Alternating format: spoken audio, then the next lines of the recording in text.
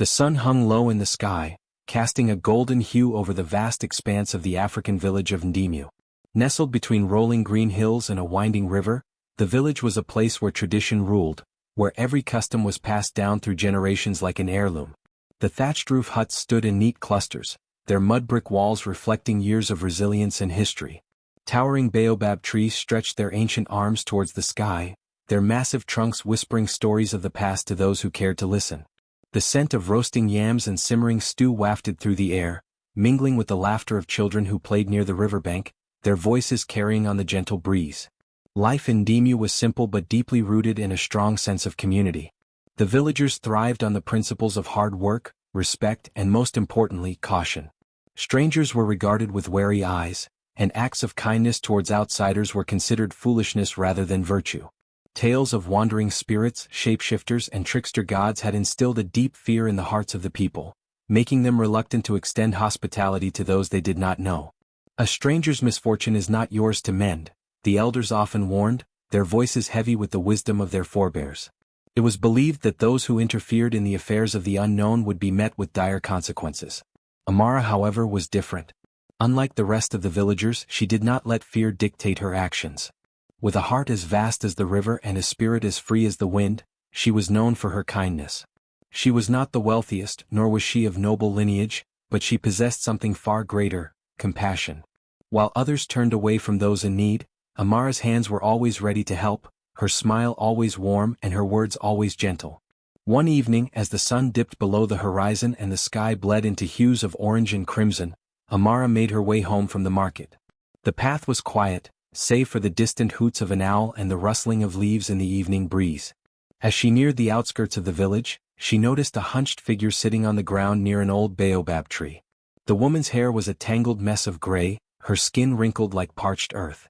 She wore ragged clothes that barely covered her frail body, and her bare feet were caked with dust. Her eyes, dark and sunken, held a plea that words could not express. Villagers passed by without so much as a second glance.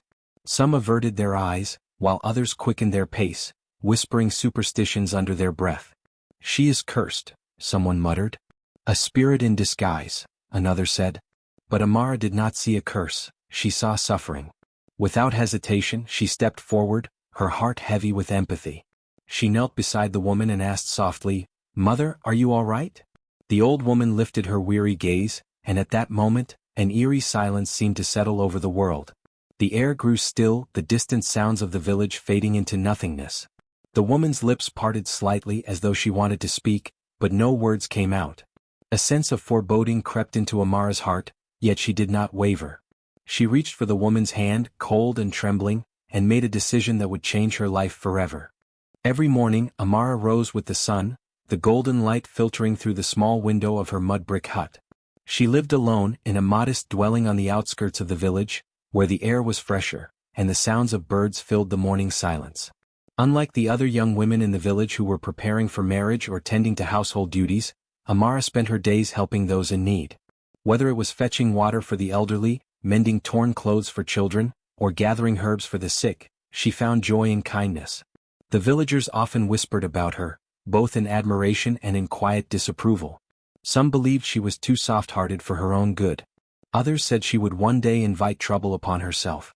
"The world is not as kind as you, Amara," her neighbor Mama Jemba had once warned, shaking her head as she pounded cassava in a wooden mortar. "One day your heart will lead you where your feet should not go." Amara would only smile in response. She did not believe kindness was a weakness. It was a light that guided her, even when the world seemed dark. That evening, as she walked home from the market with a basket of fresh vegetables balanced on her head, she noticed the old woman again. The frail figure was seated beneath the same baobab tree where Amara had first seen her. She looked even weaker than before, her body curled inward as though she was trying to shield herself from the world. A tattered shawl barely covered her shoulders, and her hands trembled in the evening breeze. Amara slowed her steps, her heart tightening. The woman had been there for 2 days now, yet no one had offered her food, water, or even a kind word. The villagers moved around her like she was invisible, their eyes darting away the moment they caught sight of her. Some children threw small stones in her direction before being scolded by their mothers, while older men muttered prayers of protection as they passed. "She is cursed," whispered one woman to her friend. "Did you not hear? She appeared from nowhere, and no one knows where she came from. I heard she is a spirit in disguise, the other responded in hushed tones. Perhaps she was sent to test us. Amara hesitated. The village had always been wary of strangers, especially those who seemed to bring misfortune with them. Tales of wandering spirits taking human form were common, and many believed that showing kindness to the wrong person could invite doom. Yet, as she stood there, watching the woman shiver in the cold, Amara could not bring herself to turn away. She took a deep breath, the weight of uncertainty pressing against her chest. What if the villagers were right? What if this woman was not what she seemed? But then another thought followed. What if she was simply a tired, hungry old woman who had nowhere else to go? She looked around, seeing the averted gazes of her fellow villagers, the way they hurried past as if ignoring the woman would make her disappear. Amara could not do the same. Compassion swelled within her, stronger than the fear that whispered in the back of her mind. She stepped forward, ignoring the gasps of those around her. The woman's eyes flickered up, dark and piercing, as though she had been waiting for Amara to make her choice. Amara set down her basket and knelt beside her, her voice soft but steady. "Mother, you must be hungry. Let me help you." A silence fell over the area. The villagers watched in horror, shaking their heads and murmuring among themselves. But Amara had already made her decision. She reached into her basket, pulled out a handful of roasted groundnuts, and placed them gently in the woman's palm. At first the woman did not react. Then, slowly, her fingers curled around the food, holding it as if it were the most precious thing in the world. Her lips trembled, her eyes glistening with something unspoken. Amara did not know then that this one act of kindness would change her fate forever. The old woman chewed the roasted groundnuts slowly, her frail hands shaking as she brought each bite to her mouth. Amara sat beside her, watching closely, ignoring the wary eyes of the villagers who still lingered nearby, whispering amongst themselves. When the old woman finished eating, she let out a long sigh and turned her piercing gaze to Amara. "My child," she said, her voice raspy but steady, "you have shown kindness where others have shown fear. Few would do what you have done." Amara smiled gently. "It is nothing, mother. No one should be left to suffer alone." The old woman studied her for a long moment before speaking again. "I have no home in this village. I live deep in the forest, beyond the river where the tall acacia trees grow. But I am weak and my journey is long. Will you help me return home?" Amara's heart skipped a beat. The forest beyond the river was a place few dared to enter. It was vast, dense, and filled with mysteries that no villager had ever fully understood. The elders spoke of spirits that roamed its depths, of creatures with glowing eyes that watched from the darkness. It was said that those who wandered too far into the woods sometimes never returned. She hesitated. The warnings of her people rang loud in her mind. It was one thing to offer food to a stranger, but another to follow her into the unknown. Sensing her hesitation, the old woman smiled faintly. "I will not force you, my child. The choice is yours." Amara took a deep breath. The woman had no one else. If she left her here, would she survive another night? Her compassion once again outweighed her fear. She nodded. "I will take you home." A look of relief passed over the old woman's face. She gripped Amara's hand, her skin cold and fragile like the brittle leaves that fell from trees in the dry season. With the last rays of the sun slipping beyond the horizon, Amara helped the old woman to her feet and steadied her as they began their journey. The path leading away from the village was narrow and winding, bordered by thick bushes and towering trees that swayed gently in the evening breeze. As they walked, Amara couldn't shake the feeling that they were being watched. The deeper they went into the forest, the more the air seemed to change. The chirping of crickets and rustling of leaves became hushed, as if the entire forest was holding its breath. The trees grew taller and denser, their gnarled branches twisting together like ancient fingers locked in an embrace. Some of the trunks had markings on them, strange symbols that glowed faintly in the dim light. Amara swallowed hard. "Mother, how much farther?" she asked, trying to keep her voice steady. "Not far now," the old woman replied, her voice eerily calm. Fireflies appeared around them, their tiny bodies pulsing with golden light. They moved in synchronized patterns, almost as if they were guiding the way. But as beautiful as they were, Amara couldn't shake the feeling that something unseen was lurking in the shadows, watching her every move. Then she heard it. A whisper. It was soft, barely audible, yet it sent shivers down her spine. It came from the trees, from the wind, from everywhere and nowhere all at once.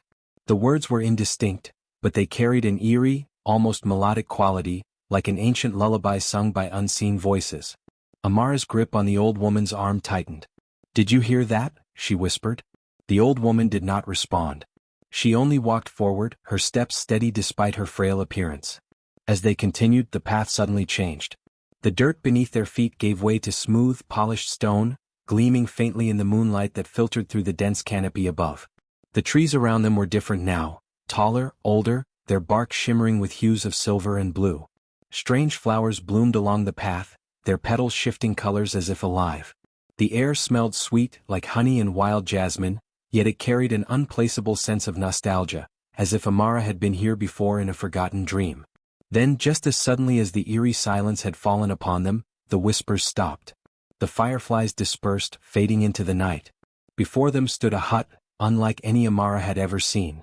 It was made of twisted vines and woven branches, its roof a thick layer of golden leaves that shimmered even in the darkness. Soft blue light emanated from within, casting delicate patterns on the ground. It looked ancient yet untouched by time, both welcoming and unsettling in its presence. "This is my home," the old woman said at last, releasing Amara's hand. Amara exhaled, only now realizing she had been holding her breath.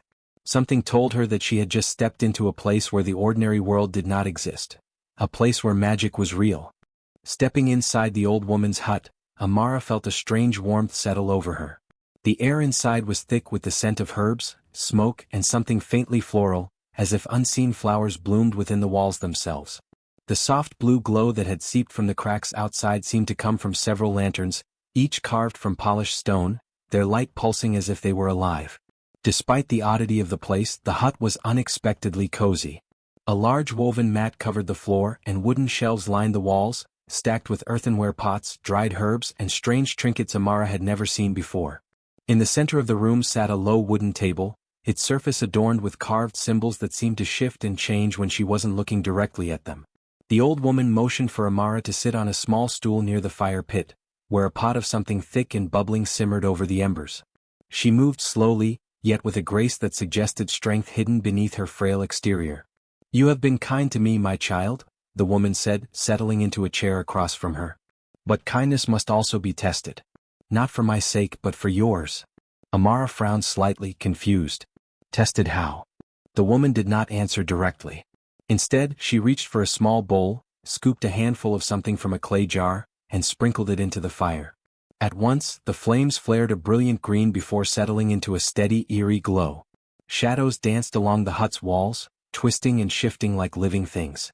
"There are 3 tasks you must complete before you leave this place," the old woman continued, her voice carrying the weight of something ancient. "Not because I command it but because the path you have chosen requires it." Amara hesitated but then nodded. She had come this far. She would not turn back now. The first task, fetching water from the hidden spring. The old woman handed Amara a small hollowed-out gourd. "You must bring me water from the hidden spring," she said. "But be warned, it is guarded." Amara took the gourd, feeling its smooth, polished surface. "Guarded by what?" she asked. The woman's lips curved into the faintest smile. "You will see." Stepping outside the hut, Amara followed a narrow path that seemed to appear only as she moved forward. The trees around her swayed gently, their leaves whispering secrets to one another. Eventually, she arrived at a small clearing where a pool of the clearest water she had ever seen shimmered under the moonlight. The surface was so still it looked like glass, reflecting the night sky above. As she stepped closer, a sudden movement made her freeze. From the far end of the spring, something enormous uncoiled from the shadows. A serpent, its scales black as the night, its eyes glowing like molten gold. It raised its head, watching her with an unblinking gaze. Amara's pulse quickened, but she did not run. She had always been told that fear only gave power to the unknown. Instead, she took a deep breath and lowered herself to one knee. "I seek only water," she said calmly. The serpent hissed, its forked tongue flickering out, tasting the air. She did not flinch. Instead, she slowly reached into her basket, pulling out a small piece of roasted yam she had brought from the village. With careful hands, she placed it on a flat rock beside the spring. The serpent watched her for a long moment before slowly slithering forward. It coiled around the rock, flicked its tongue over the offering, then lowered its massive head to drink from the spring. Amara took this as her chance. She dipped the gourd into the water, filling it carefully, then rose to her feet and stepped away. The serpent did not stop her. It only watched as she turned and made her way back to the hut, her heart pounding but her hands steady. The second task, preparing a meal with shifting ingredients. When she returned, the old woman took the gourd from her with a nod of approval. "Now you must prepare a meal," she said, pointing to a wooden tray filled with ingredients. "But beware, not all things remain as they seem." Amara looked down at the tray. There were yams, grains, herbs, and pieces of meat, but as she reached for them they shifted before her eyes. The yams became stones, the grains turned to sand, the herbs wilted, and the meat dissolved into smoke. She stared in shock. How was she supposed to cook with ingredients that would not stay the same? Then she thought of something. What if she stopped trying to force them into what they were supposed to be? What if she accepted them as they were? Closing her eyes, she let her hands move instinctively. She reached for the yams, but when they turned to stones, she ground them into powder. The grains that became sand, she let them flow through her fingers into a pot of boiling water, stirring until the liquid thickened. The herbs, though wilted, still held a scent, and she crushed them, releasing their flavor into the mixture. Even the smoke from the disappearing meat, she captured it under a bowl, allowing it to infuse the air around the pot. When she was done, she stepped back. The meal looked strange but smelled rich and inviting. The old woman took a spoonful, tasted it, and smiled. "Well done, my child," she said. "You have understood." The third task, enduring the night's whispers. As night deepened, the old woman gestured to a woven mat on the floor. "You must sleep here until the sun rises," she said. "But you will not be alone." Amara swallowed but nodded. The old woman blew out the lanterns, plunging the hut into darkness. At first all was silent. But then, just as she was beginning to drift into sleep, the whispers began. They came from every corner of the room, from the walls, the ceiling, even the floor beneath her. Soft at first, then growing louder. Voices calling her name. Murmuring secrets. Laughing, crying, begging. Some were familiar, her mother's voice, her father's, even voices of villagers she knew. Others were strange, unfamiliar, their words curling around her like unseen fingers. Fear crawled up her spine, but she clenched her fists, pressing them against her chest. These voices could not harm her. They were only shadows of things long past, memories caught between worlds. So she did not run. She did not speak. She did not let fear take hold. Instead she lay still, breathing, waiting, enduring. When the first light of dawn seeped through the cracks of the hut, the whispers faded. Amara sat up, exhausted but victorious. The old woman stood before her, smiling. "You have passed." Amara did not know what she had won, but something told her that her life would never be the same. As the first light of dawn filtered through the cracks of the hut, Amara sat up, her body heavy with exhaustion but her heart steady. She had endured the trials, faced the whispers of unseen spirits, and held on to her courage. The hut, which had once seemed mysterious and daunting, now felt oddly familiar, as though it had always been waiting for her. Across the room the old woman sat watching her, her gnarled hands folded in her lap, her piercing eyes softer now. There was something different about her, something Amara could not quite name. The frailness that had marked her presence before now seemed like an illusion, as if she had shed a disguise Amara had never noticed. A slow smile spread across the old woman's face. "You have done well, my child," she said. Her voice no longer trembled with age, but carried the weight of something ancient, something powerful. Amara sat up straighter, her heart quickening. "Who are you?" she asked, her voice barely above a whisper. The old woman chuckled, the sound deep and rich like the rustling of ancient trees. "I have been known by many names," she said. "Some call me a healer, others a spirit, and some," her eyes twinkled, "call me nothing at all, for they do not believe in what they cannot see." Amara felt a shiver run through her. This was no ordinary old woman. She had suspected as much from the moment she had stepped into the forest, but now, sitting in the glow of dawn, she knew without a doubt. The old woman reached beside her and lifted a small, unremarkable gourd. It was dull brown, its surface rough with age, no different from the gourds Amara had seen used in the village for fetching water or storing grains. She extended it toward Amara. "Take this," she said. Amara hesitated before accepting the gourd with both hands. It was light, almost weightless, as though it contained nothing at all. She turned it over, searching for markings or signs of significance, but found none. It was just a simple old gourd. Her brows furrowed in confusion. "What is it?" she asked. The old woman's smile did not falter. "A gift," she said simply. Amara traced her fingers over the surface of the gourd, expecting it to change, to glow, to hum with unseen magic, but it remained as it was, plain and unassuming. She looked up. "I don't understand." The old woman's eyes gleamed. "Poor when in need, but never out of greed." The cryptic words sent a chill through Amara. She wanted to ask more, to press for answers, but something inside her told her that the woman had already said all that needed to be said. Still, doubt gnawed at her. But, what if I don't know when to use it? The old woman chuckled again, and for the briefest moment, her form seemed to shimmer like the reflection of the moon on water. Then you will learn. Amara felt the weight of the gourd in her hands again, light, yet suddenly heavy with meaning. She knew better than to refuse a gift given in such a place, from such a person. Whatever the gourd was, whatever it meant, she would respect it. So she bowed her head. Thank you, mother. The old woman nodded in approval. Outside, the world was waking.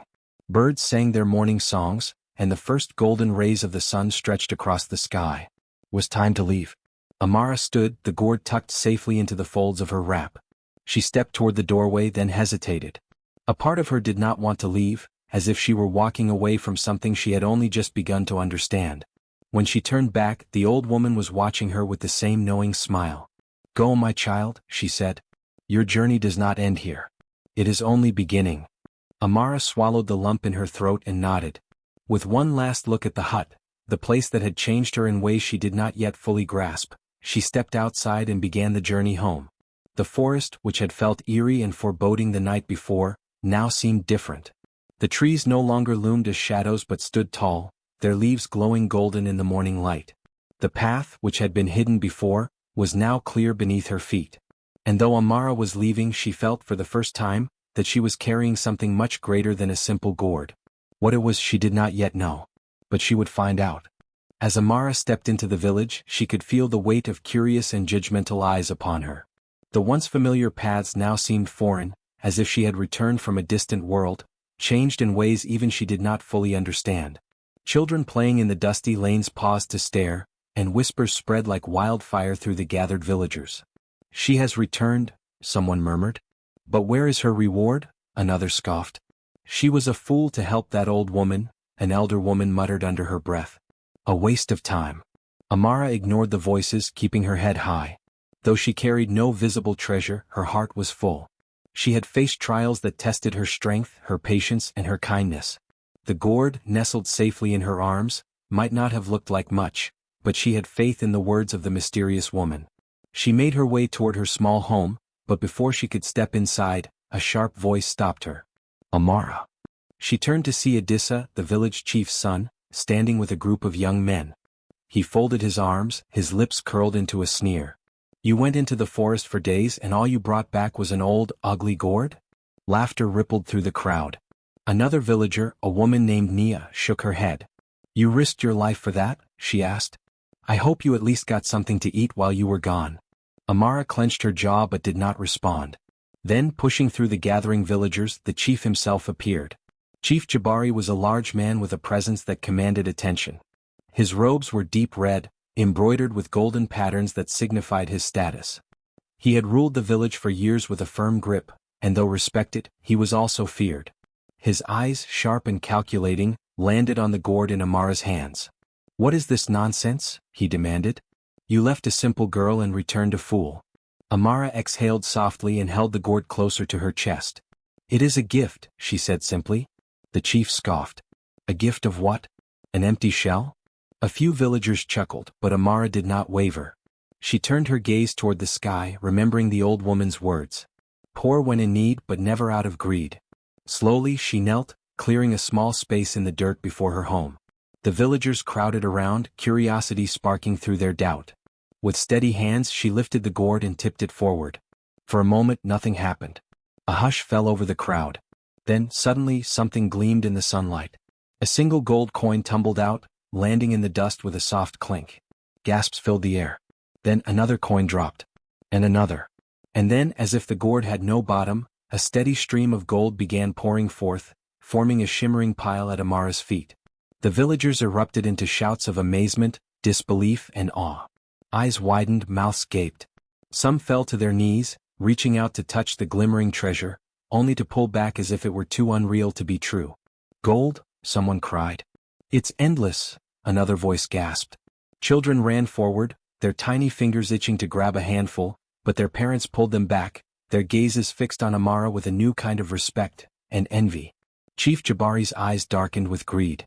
He stepped forward, his thick fingers twitching at his sides. "Give me the gourd," he commanded. Amara stiffened. "It was given to me," she said, standing her ground. The chief's jaw tightened. "You are but a simple girl," he said, his voice laced with authority. "Do you think you deserve such wealth? This treasure belongs to the village, not to you alone."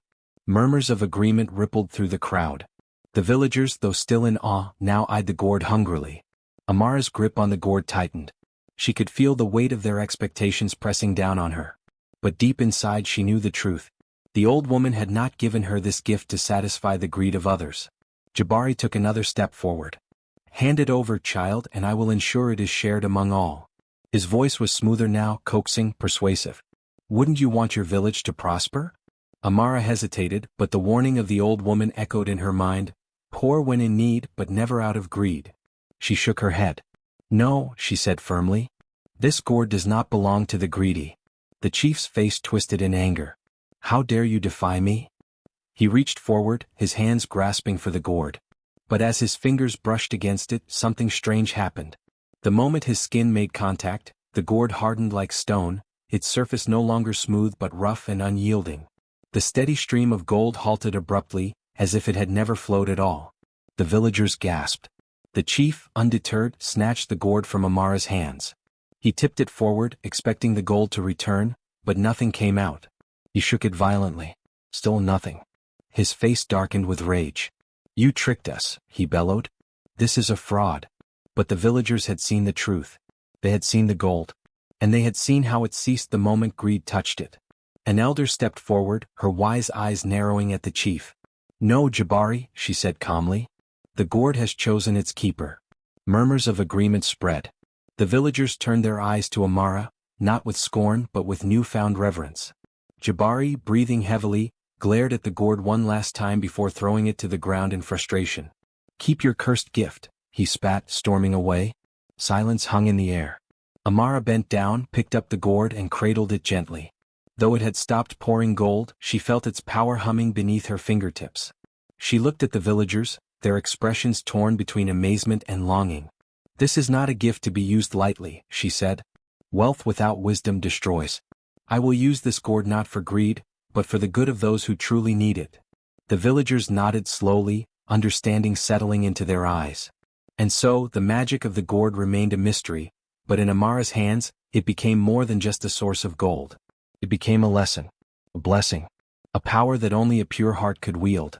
Amara's heart swelled with purpose as she gazed upon the villagers, their faces still reflecting the shock and wonder of what had transpired.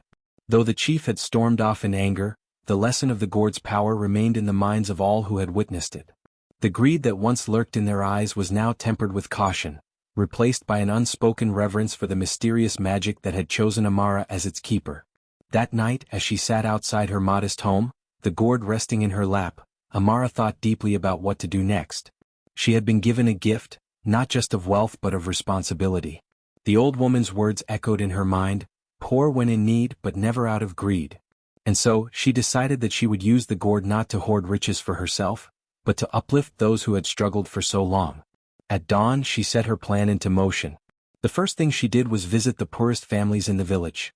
Those who had barely enough to eat, those whose children walked barefoot with hunger in their bellies. She went to them quietly with no announcement, and as they stood in stunned silence, she poured from the gourd. Gold coins tumbled out, shimmering in the morning light, until each family had enough to buy food, clothing and livestock to sustain themselves. Tears streamed down their faces as they fell to their knees, blessing Amara for her kindness. News of her generosity spread like wildfire. More people came not to beg but to see for themselves whether what they had heard was true. And Amara did not turn them away. She used the wealth to rebuild homes that had crumbled under time's weight. She repaired the village well, ensuring clean water for all. She purchased seeds and farming tools, distributing them so that no family would go hungry again. The once struggling village transformed before everyone's eyes. Where there had been despair, there was now hope. Where there had been hunger, there was now abundance. And where there had been jealousy, there was now gratitude. But not everyone rejoiced in the changes. The chief's growing resentment. From the shadows of his grand hut, Chief Jabari watched with bitter eyes as Amara continued to spread prosperity. The more he saw, the deeper his resentment grew. He had ruled the village for years, holding power by controlling resources, demanding tributes, and deciding who was worthy of his generosity. Now all of that power was slipping through his fingers. The people no longer came to him for help, they turned to Amara instead. The respect that had once been his alone now belonged to her.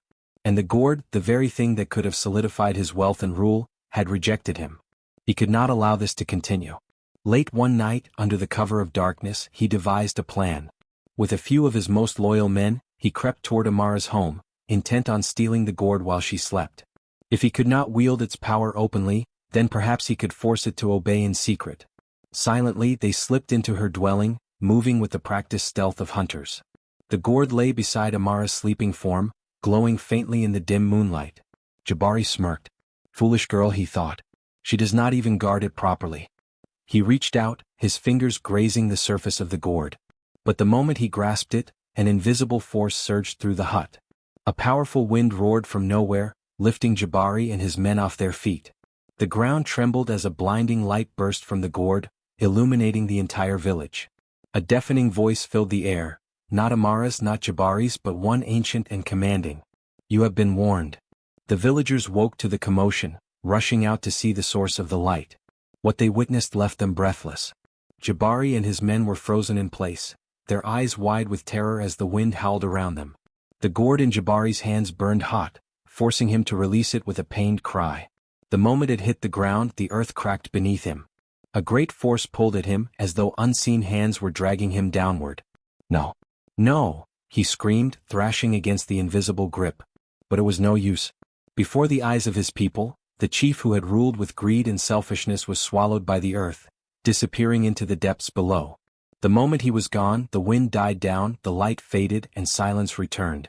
Then, from the shadows, a familiar figure stepped forward. The old woman's true identity. Gasps spread through the crowd as the old woman, the same one Amara had helped, appeared at the edge of the village. But she no longer looked frail and hunched.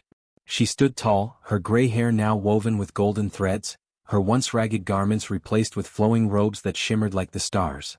Her eyes, always piercing, now glowed with the wisdom of countless lifetimes. Amara, still clutching the gourd, stared in awe. You, she whispered.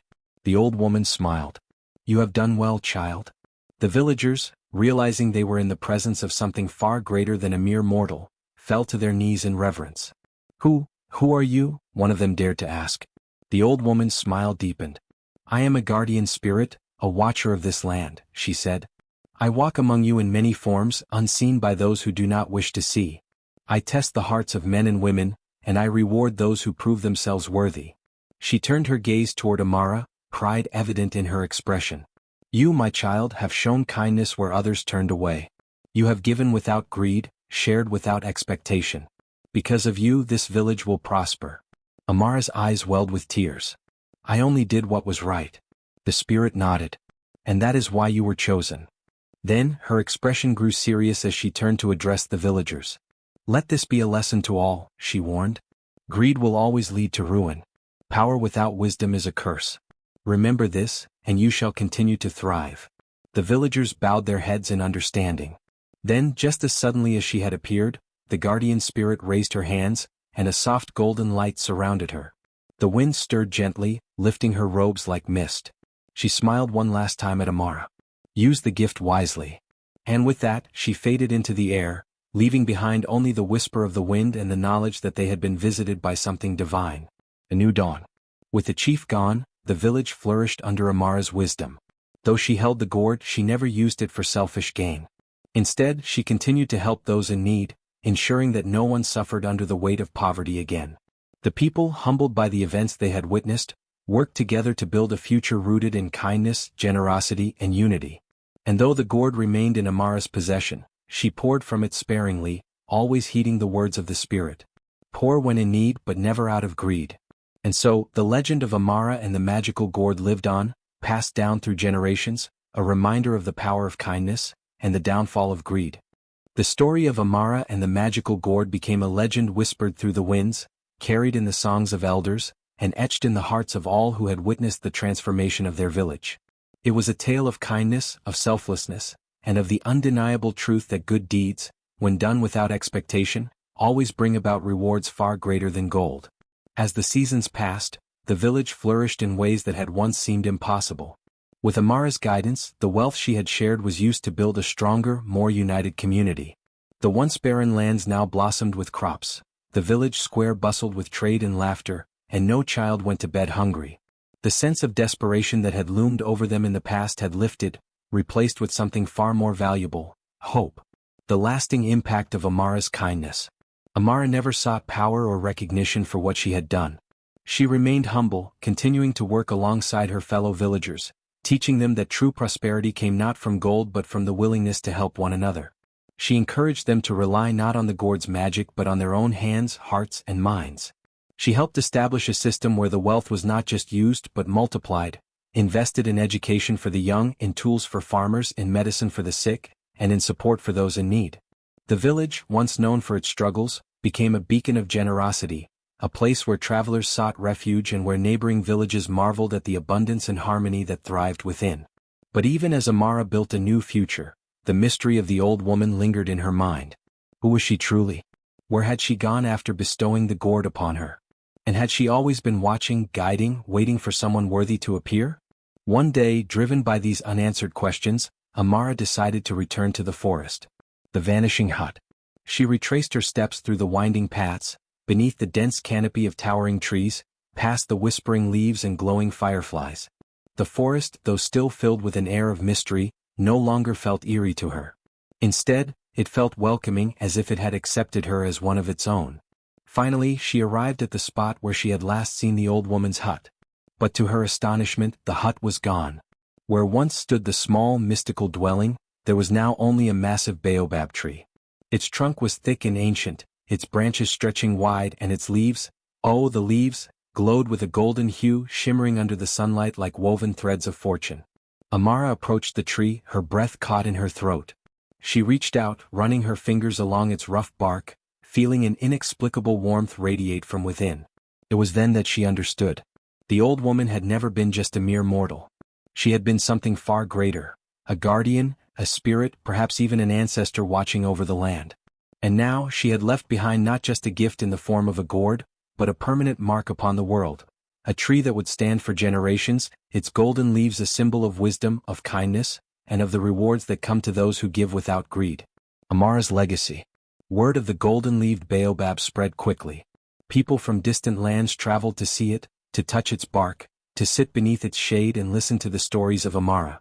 They spoke of how she had once been just a simple girl, how her kindness had changed the fate of an entire village, and how she had been chosen by a guardian spirit for a destiny far greater than anyone could have imagined. Amara's name became immortalized in songs, in tales told around fires, and in the wisdom passed from parent to child. She was no longer just a young woman who had helped an old stranger. She was a legend, a figure whose story would forever remind people of the power of goodness. And as time moved forward, the village itself became known as the Village of the Golden Tree. Though Amara eventually grew older, her lessons endured. She never sought to keep the gourd forever, and one day when she knew the time was right, she passed it on, not to someone greedy for wealth, but to a child whose heart mirrored her own, one who showed kindness when others turned away. And just as it had chosen her, the gourd accepted its new keeper, continuing the cycle of rewarding the selfless and rejecting the greedy. The final lesson. Many wondered if the old woman, now understood to be a spirit, would ever return. But those who truly listened knew that she had never left. She was in the wind that rustled the golden leaves, in the roots that stretched deep beneath the earth, in the stories that carried her lessons across generations. And above all, she was in the hearts of those who, like Amara, chose to help without expecting anything in return. The village, the golden tree, and Amara's legacy stood as eternal reminders. Kindness is never wasted. Generosity is the true wealth of the soul. And those who give without greed will always be rewarded in ways beyond imagination. Thus, the story of Amara and the magical gourd lived on, a timeless legend woven into the fabric of African folklore, teaching all who heard it that the greatest treasures in life are found not in what we take, but in what we give.